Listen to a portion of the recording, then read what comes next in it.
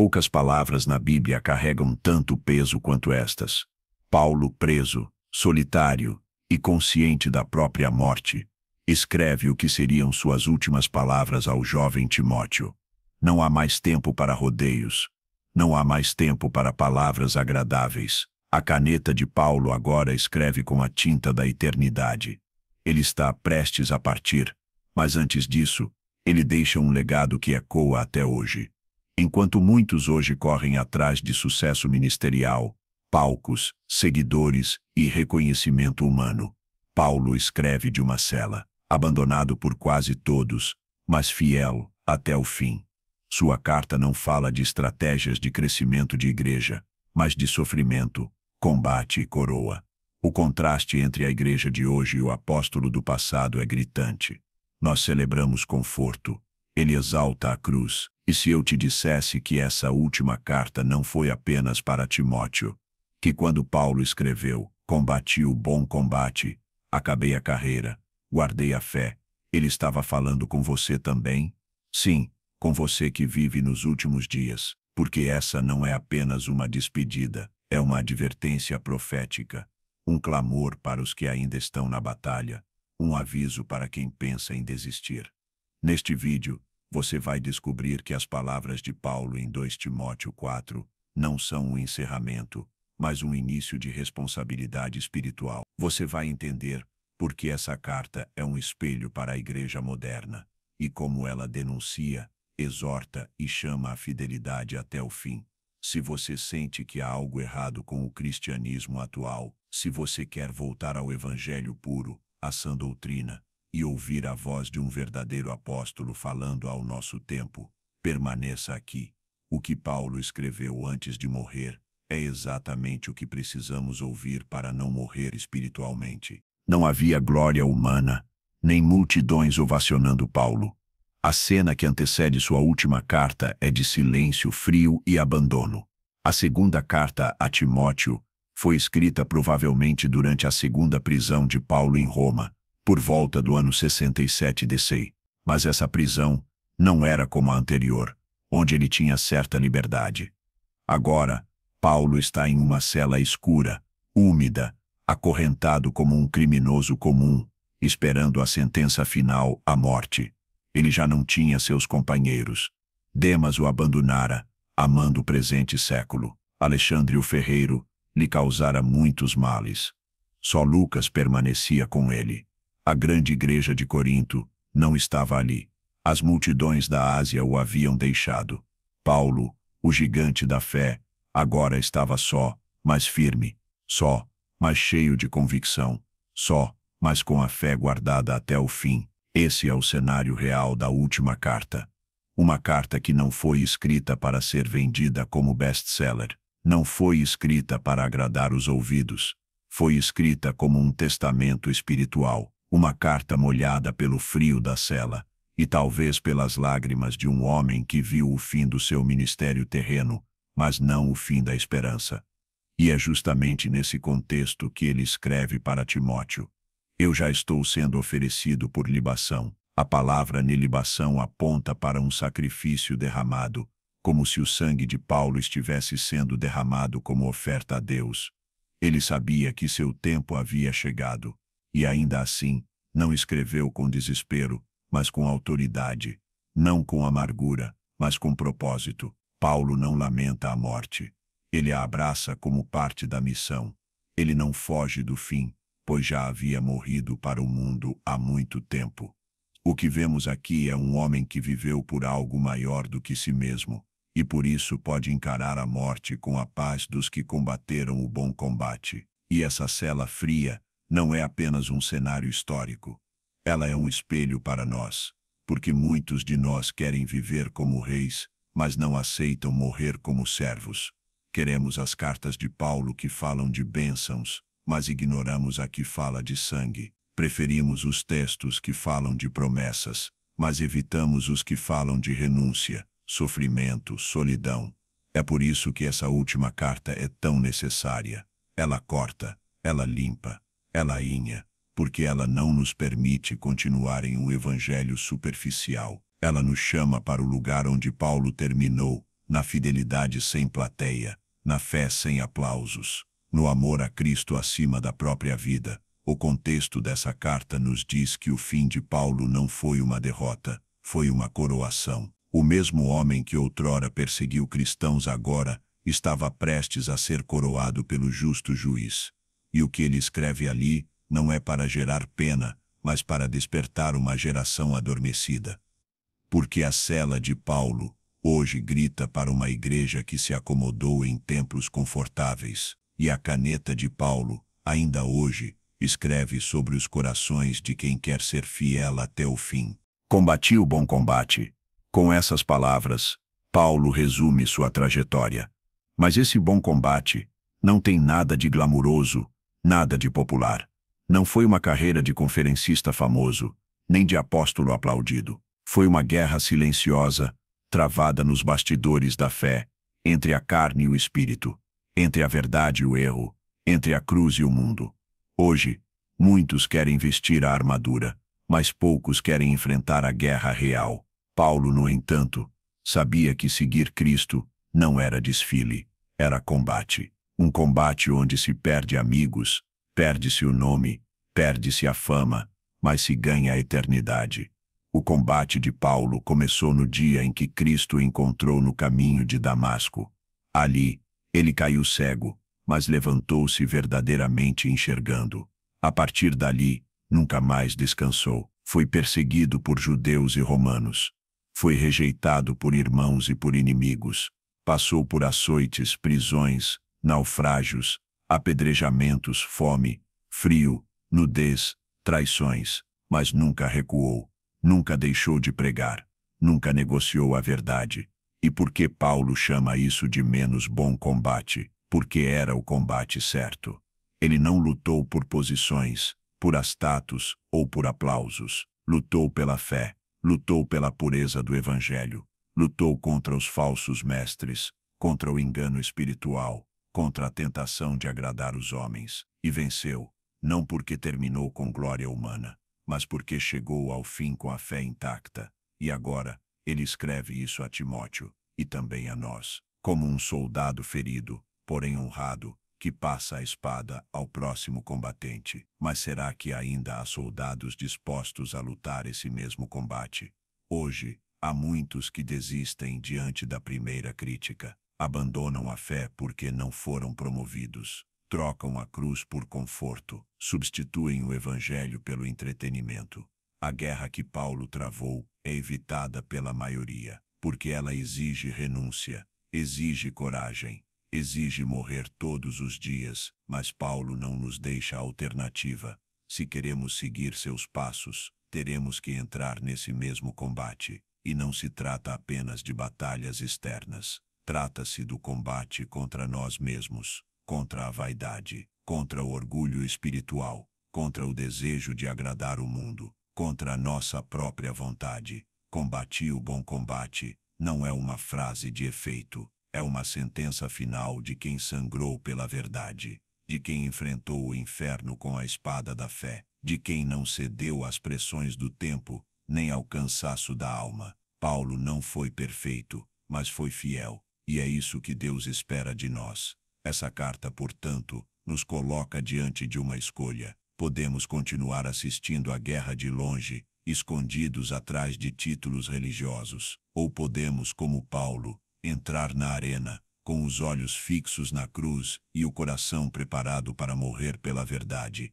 Porque o bom combate não termina enquanto houver fôlego. E se Paulo combateu até o fim, é porque a vitória não está no descanso terreno, mas na fidelidade até a última gota de sangue. Acabei a carreira. Com essa frase, Paulo não se refere a uma corrida comum. Ele não está falando de uma jornada profissional, nem de um ministério bem-sucedido aos olhos do mundo. A carreira de Paulo não foi construída em palcos, mas em prisões. Não foi marcada por troféus, mas por cicatrizes. E ainda assim, ele diz: acabei a carreira. Há algo sagrado nesse reconhecimento. Paulo sabia que a vida cristã não é um passeio, mas uma corrida com obstáculos espirituais, que exige resistência, perseverança e foco. Ele não parou no meio do caminho. não desviou para atalhos, não desacelerou para agradar os que ficaram para trás. Ele correu até o fim. Mas que tipo de carreira é essa? É a corrida dos que foram chamados por Deus e não olham para trás. É a maratona dos que, mesmo feridos, não abandonam a pista. Paulo passou por tudo que um homem de Deus pode enfrentar e ainda assim terminou. Isso distingue de muitos que começam bem, mas se perdem no caminho. Começam com paixão, mas terminam no conformismo. Começam com verdade, mas terminam negociando princípios. No mundo atual, o conceito de carreira está associado a conquistas visíveis, cargos, méritos, influência. Mas para Paulo, a carreira é invisível aos olhos humanos e gloriosa aos olhos de Deus. Não importa quantas igrejas ele plantou, quantos milagres operou, quantas viagens missionárias fez, o que importa é que permanecer fiel era o verdadeiro prêmio. Essa é a diferença entre a carreira da fé e o sucesso do mundo. O mundo aplaude quem chega ao topo. O reino aplaude quem permanece de pé diante da cruz. O mundo recompensa quem se destaca. Deus coroa os que perseveram. E aqui está uma verdade que poucos aceitam. Não basta começar a carreira cristã, é preciso terminá-la. E terminá-la sem desviar, sem corromper-se, sem trair a consciência, sem enterrar o dom. Terminar como Paulo terminou, fiel, ainda que solitário, ferido, mas com o coração inteiro, sem multidões, mas com a aprovação do céu. A frase, acabei a carreira, não é vanglória, é humildade triunfante. É o grito de quem venceu, não os outros, mas a si mesmo. De quem negou a si todos os dias e carregou sua cruz até o fim da linha. E agora, diante da morte, não teme, porque sabe que viveu por algo maior do que o próprio nome. E você, qual carreira está correndo? A que o mundo chama de sucesso ou a que Deus chama de fidelidade? Há muitos hoje cansados, desviados, distraídos, tentando correr duas pistas ao mesmo tempo. Mas Paulo nos lembra, há apenas uma carreira verdadeira, e ela é estreita, dolorosa, solitária, muitas vezes, mas ela leva a coroa. Talvez hoje você esteja tentado a parar. Talvez o desânimo tenha pesado mais do que a esperança. Mas lembre-se, não há glória para quem desiste, apenas para quem termina. E não basta terminar de qualquer jeito. É preciso terminar como Paulo, de joelhos, mas vitorioso, com o corpo fraco, mas com o espírito aceso, com a voz falhando, mas com a alma gritando. Combati o bom combate. Acabei a carreira. Guardei a fé. Guardei a fé. Essas três palavras soam como o selo final de uma vida inteira de batalhas. Paulo não está dizendo que viu sinais e maravilhas, embora tenha visto. Não diz que escreveu grandes cartas, embora tenha escrito. Não afirma que fundou igrejas, que resistiu ao sinédrio, que pregou aos reis, embora tudo isso fosse verdade. Ele resume sua jornada em algo muito mais profundo: guardar a fé. Porque no fim, é isso que importa. Não quantos dons você teve, não quantas pessoas te seguiram, não quantos ministérios você liderou, mas se em meio a tudo, você conseguiu manter a fé viva, pura, inabalável, como chama acesa em tempos de vento contrário. Guardar a fé não é fácil. É um ato de resistência num mundo que tenta apagá-la a cada passo. Paulo enfrentou falsos irmãos, pregadores que torciam o evangelho, perseguição implacável e abandono. Ele viu muitos se desviarem. Viu Demas amando o mundo. Viu multidões trocando a verdade pela conveniência. Viu igrejas entrando em confusão e, mesmo assim, guardou a fé. Hoje, vivemos dias semelhantes.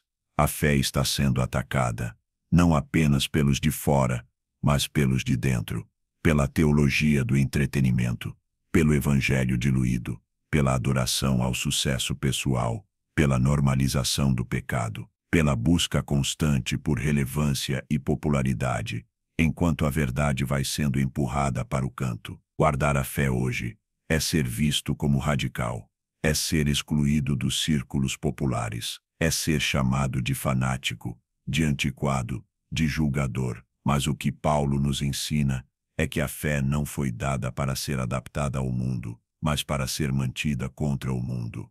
E note bem, Paulo não diz que a fé o guardou, embora isso também seja verdade. Ele diz que ele guardou a fé, como quem protege um tesouro de valor inestimável, como quem se recusa a entregar o que recebeu de Deus, mesmo quando tudo ao redor ruía.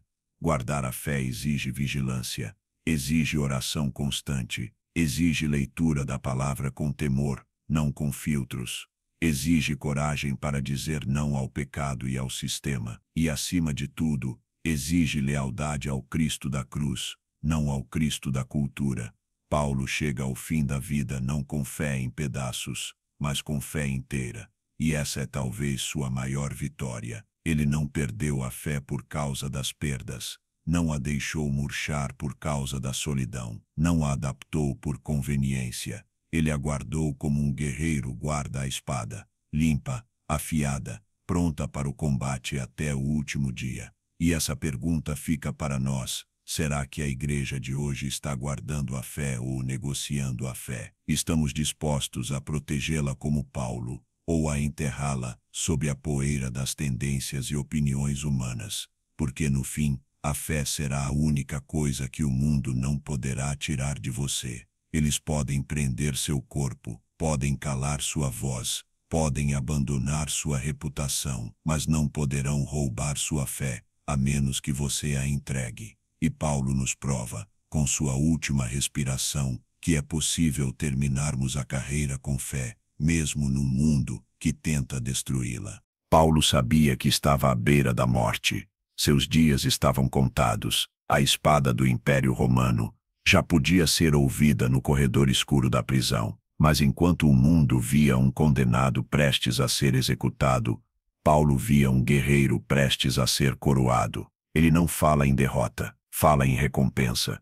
Não se despede com tristeza, mas com esperança. Ele diz: está-me reservada a coroa da justiça. Essa frase carrega o segredo de toda a jornada de Paulo. Ele nunca correu por glória humana, nunca pregou por riqueza, nunca disputou poder. Seu alvo sempre foi um só: agradar ao justo juiz e receber dele, no tempo certo, a coroa prometida aos fiéis. E aqui está uma verdade ignorada pela igreja moderna: a verdadeira recompensa do cristão não é nesta vida. Não são carros, casas, cargos, nem aplausos. A Bíblia nunca prometeu isso. Jesus nunca ofereceu isso. Paulo nunca buscou isso. A coroa de Paulo não está exposta em templos, nem em conferências, nem em redes sociais. Ela está guardada nos céus, intocável, inegociável, reservada àqueles que amam a sua vinda. Paulo chama essa coroa de justiça, não porque ele fosse justo por si mesmo, mas porque lutou para permanecer de pé diante do justo juiz, mesmo sendo pressionado por todos os lados a se curvar diante dos homens. Sua justiça não era própria, era fruto da fé, da obediência, da perseverança em meio ao caos. E hoje, muitos estão trocando essa coroa por migalhas, por visibilidade, por conforto, por aplausos temporários. Mas Paulo nos lembra: a única coroa que vale é a que vem das mãos de Cristo. Todas as outras são falsificações, enfeites que brilham por um tempo e depois apodrecem junto com os ídolos do mundo. Ele diz que essa coroa será dada, não somente a mim, mas também a todos os que amam a sua vinda. Isso significa que a recompensa não está limitada aos apóstolos ou gigantes da fé. Está disponível a todo aquele que vive com os olhos voltados para o céu, e não para os palcos da terra. A todo aquele que recusa se misturar com a apostasia, a todo aquele que prefere perder o mundo a perder a eternidade. Essa promessa nos confronta, porque revela que muitos, hoje, já escolheram suas coroas, e não é a de Paulo, é a coroa da relevância, a da aceitação cultural, a do sucesso rápido, a da doutrina sem cruz. Mas o Evangelho de Paulo não oferece isso. Ele oferece a coroa que vem depois do sangue, depois do combate, depois da carreira terminada, nunca antes. E essa é a razão pela qual Paulo enfrentou a morte com tanta paz. Ele sabia o que o esperava. O império podia tirar sua cabeça, mas não podia tocar em sua herança. A espada de César podia encerrar seu corpo, mas não podia apagar o brilho da coroa que já estava separada para ele. Irmão, irmã, ouça com atenção. Essa coroa também está reservada para você, mas você está disposto a correr até o fim, a guardar a fé até o último suspiro, a dizer não ao mundo e sim à cruz, porque a coroa não é para os que começam, é para os que terminam. E Paulo, com os pés acorrentados, mas o coração livre, nos grita através dos séculos: vale a pena, continue, a coroa está mais perto do que você pensa. Na minha primeira defesa, ninguém foi a meu favor, antes todos me desampararam. Que isto não lhe seja imputado. 2 Timóteo 4,16. Poucos textos revelam tanto sobre o coração de Paulo quanto esse trecho. Aqui, o apóstolo deixa de lado a espada da doutrina e mostra o que restou depois de tudo: um homem sozinho diante do tribunal, abandonado por todos, mas cheio de perdão, graça e fé. Paulo não foi abandonado apenas por estranhos. Ele viu companheiros de caminhada desaparecerem, homens que estiveram ao seu lado nas missões, que viram milagres, que pregaram com ele, o deixaram no momento mais escuro. E mesmo assim, ele não os amaldiçoa. Ele não se vinga. Ele ora: que isto não lhe seja imputado. Essa é a nobreza de quem foi transformado pelo Espírito, porque o abandono é uma das feridas mais profundas que um servo de Deus pode sentir, principalmente quando vem de dentro da casa. Paulo não está se queixando porque perdeu privilégios, mas porque perdeu irmãos, e ainda assim, se recusa a deixar a mágoa ocupar o lugar da fé. Esse abandono é o destino de todo fiel que não negocia. Mais cedo ou mais tarde, quem defende a verdade será deixado de lado por quem ama a conveniência. Quem vive para Cristo será rejeitado pelos que vivem para si. Quem carrega a cruz acabará andando por caminhos estreitos onde poucos ousam pisar. E essa solidão não é sinal de fracasso. É muitas vezes sinal de fidelidade. Paulo não foi abandonado porque errou, mas porque permaneceu firme. Ele não foi deixado porque caiu, mas porque se recusou a cair junto com os outros. Há um preço para a integridade. E esse preço às vezes é a ausência dos homens. Mas aqui está o ponto mais profundo desse capítulo. Mas o Senhor esteve ao meu lado e me fortaleceu. Paulo pode ter sido deixado pelos homens, mas não foi deixado por Deus. Ele experimentou a companhia divina no tribunal dos homens, assim como Jesus no Getsemane. Quando todos se foram, Cristo permaneceu. Essa presença é o que sustenta o fiel. Não a aprovação dos outros, não os elogios, não os números, mas a certeza de que Deus está ali, mesmo no silêncio da cela, mesmo quando ninguém liga, compartilha ou defende. Deus está, Deus vê, Deus recompensa. Hoje muitos estão sofrendo em silêncio, abandonados por amigos, traídos por irmãos, esquecidos por ministérios. Mas Paulo está aqui, gritando através dos séculos: você não está só, o Senhor permanece, o Senhor fortalece, o Senhor vindica. E se você tiver que terminar essa corrida sozinho aos olhos dos homens, saiba que há alguém invisível correndo ao seu lado, e ele não vai te deixar no tribunal, não vai te abandonar na cova, não vai virar o rosto no dia da tua angústia. Paulo nos ensina que a solidão do fiel é o lugar onde a presença de Deus mais se revela, onde a graça mais se torna suficiente, onde o fogo do Espírito mais queima, onde a fé se prova verdadeira. Ele termina sua carta com a confiança de quem perdeu tudo, menos a companhia que realmente importa. As últimas palavras de um homem não são comuns.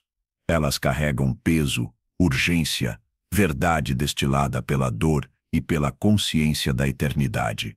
Paulo sabia que não veria o amanhã.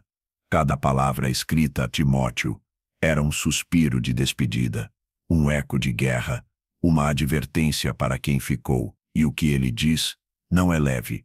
Ele não fala de paz com o mundo, nem de acordos com a cultura. Ele fala de apostasia, de falsos mestres, de homens que rejeitariam a verdade e se voltariam às fábulas, porque virá tempo em que não suportarão a sã doutrina. 2 Timóteo 4, 3. Esse tempo chegou. Estamos nele. Vivemos em uma geração que não suporta mais ouvir sobre cruz, santidade, renúncia e juízo. Preferem um evangelho doce e estéril, moldado para agradar o ego, não para crucificá-lo. Paulo, mesmo nos seus últimos minutos, sabia a maior ameaça à igreja não viria de fora, mas de dentro, daqueles que trocariam a verdade por conveniência, que ajustariam o púlpito ao gosto da plateia. Por isso, ele escreve a Timóteo como um pai que vê o filho indo para a guerra. Pregue a palavra. Instes a tempo e fora de tempo. Corrija, repreenda, exorte, não acomode, não adoce, não negocie, porque o campo está minado e o rebanho está cercado. E aqui está o ponto mais doloroso dessa carta. Paulo não a escreveu para os que morreram.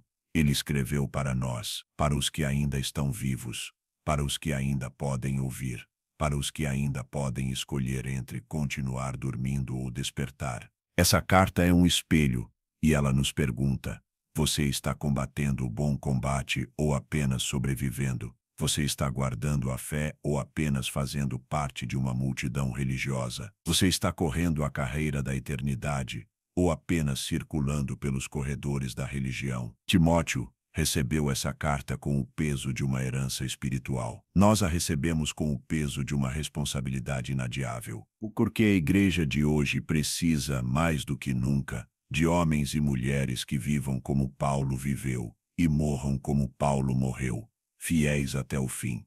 Paulo não buscava seguidores. Ele buscava continuadores, gente disposta a continuar escrevendo com a vida aquilo que ele escreveu com o sangue.